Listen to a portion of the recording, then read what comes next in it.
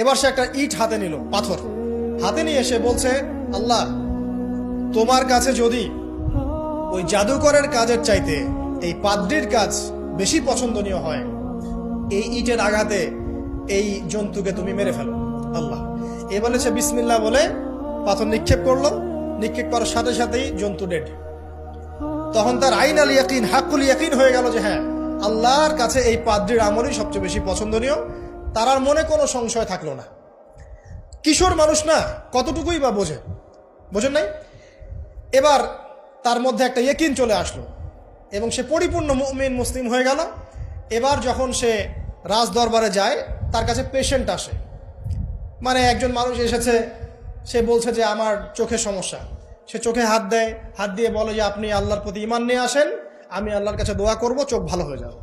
এভাবে পেশেন্ট আসে, সে বলে আল্লাহর প্রতি ঈমান নিয়ে আসেন, আমি দোয়া করব, ভালো হয়ে যাবে।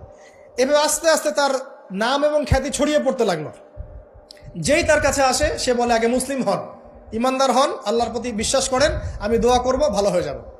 চোখ অন্ধ ভালো হয়ে যাচ্ছে, কুষ্ঠরোগী ভালো হয়ে যাচ্ছে, হ্যাঁ, প্যারালাইজড রোগী ভালো হয়ে যাচ্ছে, আলহামদুলিল্লাহ। নবী ঈসা আলাইহিস সালাম এমনটা করেছিলেন না? আল্লাহ পাক চাইলে করতে পারেন। একদিন ওই রাজ দরবারের একজন মন্ত্রী আসছে, এবার ওই রাজার একজন এমপি সাহেব, তার চোখে সমস্যা, সে আসছে, এসে বলছে যে আমার এই চোখের সমস্যা, আমার চোখটাকে ভালো করার দরকার, তোমার কাছে কোনো ওষুধ আছে নাকি? সে বলছে যে আপনি আল্লাহর প্রতি ঈমান নিয়ে আসেন, আমি আল্লাহর কাছে দোয়া করব, আপনি ভালো হয়ে যাবেন। এবার সে আলহামদুলিল্লাহ ঈমান নিয়ে আনলো এবং সে ভালো হয়ে গেল। এই ভালো হয়ে যাওয়ার পরের দিন যখন সে আবার ওই পার্লামেন্টে গিয়েছে আর কি, ওদের তৎকালীন রাজদরবারে, এবার রাজা ওকে দেখে বলছে যে তোমার তো চোখ অন্ধ ছিল, কিভাবে শেফা লাভ করলে? তো সে বলে না কিভাবে শেফা লাভ করলো, সে বলতে চাচ্ছে না, কারণ সে আজ করছে যে বললে সমস্যা হবে। তো এক পর্যায়ে তাকে খুবই পিটুনি দেওয়া হচ্ছে, রিমান্ডে নিয়ে গিয়ে কঠিন মাইর দেওয়া হচ্ছে। এক পর্যায়ে সে মারের যন্ত্রণা সহ্য করতে না পারে বলে ফেললো যে ওই বাচ্চা, তার কাছে গিয়ে আমি আরোগ্য লাভ করেছি এবং সে আমাকে বলেছে যে তার রবের প্রতি ঈমান নিয়ে আসতে, তাহলে আমি শেফা লাভ করব। এই বাচ্চা এখন বলছে ফেরাউনের মতো যে আয়না রব্বুকুমুল আ'লা, আমি তো তোমাদের রব। নমরুদের মতো আমি তো তোমাদের রব, ঠিক আছে, আমি ছাড়া তোমাদের কে রব আছে? মা আলিমতু লাকুম মিন ইলাহিন গায়রি, আমি তো জানি না যে আমি ছাড়া তোমাদের কোনো ইলাহ আছে। এবার এই লোকটাকে হত্যা করা হলো, এই এমপি সাহেবকে হত্যা করা হলো, বিকজ সে ঈমান নিয়ে আসে। এবার সেই বালককে ডেকে আনা হচ্ছে, বলা হচ্ছে বলো তুমি নাকি তোমার রবের নাম দিয়ে মানুষের ট্রিটমেন্ট করা শুরু করেছো। তখন সেই বালক বলছে হ্যাঁ, আমি এক আল্লাহর প্রতি বিশ্বাস করি এবং তার রাসূলের প্রতি বিশ্বাস করি, তার প্রেরিত আসমানি কিতাবে বিশ্বাস করি। এখন রাজা বলছে আমি ছাড়া তোমাদের কোনো ইলাহ আছে আমি তো জানি না। এই সৈন্যবাহিনী শোনো, এই বালককে ধরে নিয়ে গিয়ে উঁচু পাহাড়ে নিয়ে যাও, ওখান থেকে ফেলে দাও। কথা বুঝতে পারছেন? এবার তাকে নিয়ে যাওয়া হলো, ক্রস ফায়ার দেওয়া হবে, এবার উপরে নেওয়া হয়েছে, একদম পাহাড়ের উপরে। এবার ওই বালক উপরে উঠে একটা দোয়া করছে, এই দোয়াটা সবাই শিখে নেন। ওই বালক উপরে উঠে দোয়া করছে আল্লাহুম্মা কফিনিহিম বিমা শি'তা, আল্লাহুম্মা কফিনিহিম বিমা শি'তা, আল্লাহুম্মা কফিনিহিম বিমা শি'তা। পাহাড় থরথর করে কাঁপা শুরু করলো এবং ওই সৈন্যবাহিনী পাহাড় থেকে পড়ে গেল, বালকের কিচ্ছু হলো না। আমি কিন্তু বানোয়াট কোনো গল্প বলছি না, এটা কোরআন থেকে বলছি এবং এটা তাফসির, আপনি যে কোনো তাফসির পড়েন, মারিফুল কোরআন, তাফসির ইবনে কাসির, জালালাইন পড়ে দেখেন, জাস্ট পড়ে দেখেন আমার সাথে ডিবেট করার আগে। এবার সে বালক হেঁটে হেঁটে চলে আসলো রাজদরবারে। আবার কি ব্যাপার, তুমি মরো নাই? না, আল্লাহ আমাকে বাঁচিয়েছেন, আমার রব আমাকে বাঁচিয়েছেন। আবার পাঠানো হচ্ছে আরেক দল সেনাবাহিনীকে নিয়ে, যাও এবার ওকে সমুদ্রে নিয়ে যাও, সমুদ্রের মাছ সমুদ্রে ডুবিয়ে দিবে একদম।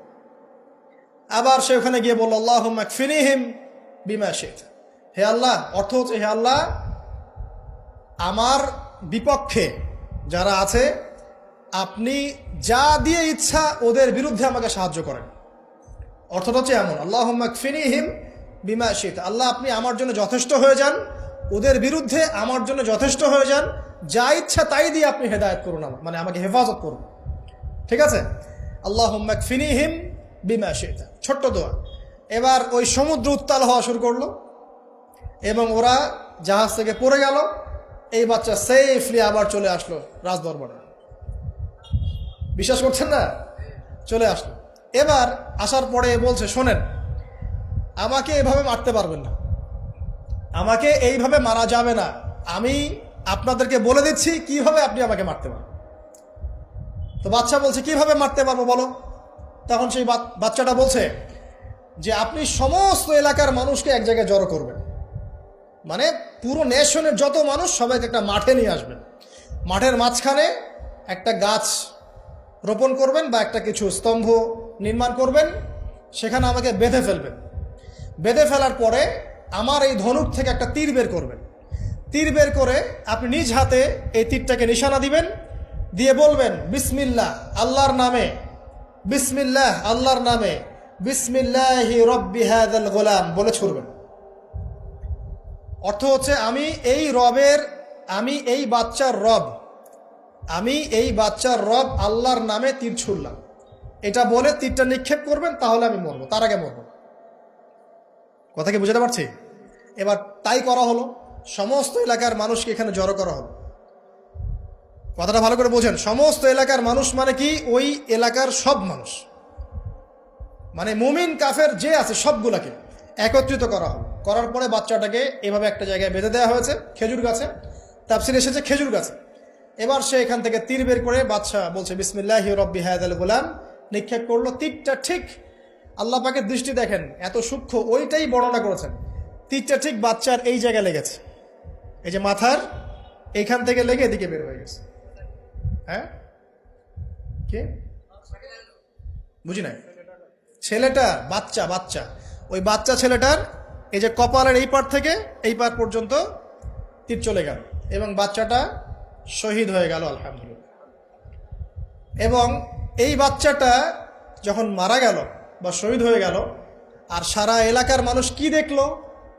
দেখলো যে বাচ্চা তাকে দুইবার চেষ্টা করে মারতে পারে নাই, কিন্তু তার রবের নাম যখন নেওয়া হয়েছে, আল্লাহর নাম নেওয়া হয়েছে, মারতে পেরেছে। দেন পুরো এলাকার সমস্ত মানুষ মুসলিম হয়ে গেল, আলহামদুলিল্লাহ। একজন বাচ্চার জীবনের বিনিময়ে সমস্ত এলাকার মানুষ ইসলামের হেদায়েত পেয়ে গেল, আলহামদুলিল্লাহ। এবার বাচ্চার মাথা তো আরো খারাপ, একটাকেই সামলাতে পারছিলাম না, এবার তো সমস্ত এলাকার মানুষ মুসলিম হয়ে গেছে। এখন কি করবেন?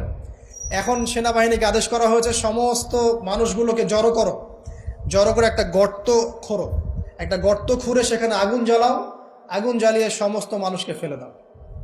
দৃশ্যটাকে কল্পনা করতে পারছেন?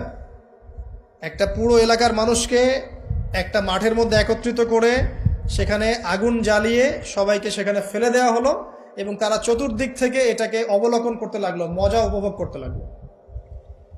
এটাই আল্লাহ পাক বলছেন, কুতিলা আসহাবুল উখদুদ ইয হুম আলাইহা কুউদ ওয়া হুম আলা মা ইয়াফআলুনা বিল মুমিনিনা শুহুদ।